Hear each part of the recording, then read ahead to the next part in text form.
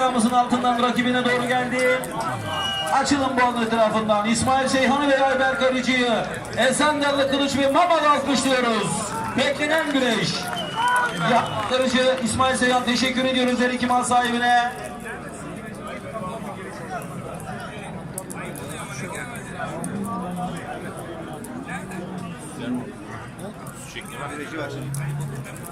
Ama çünkü iki yıl dönmeyecekler.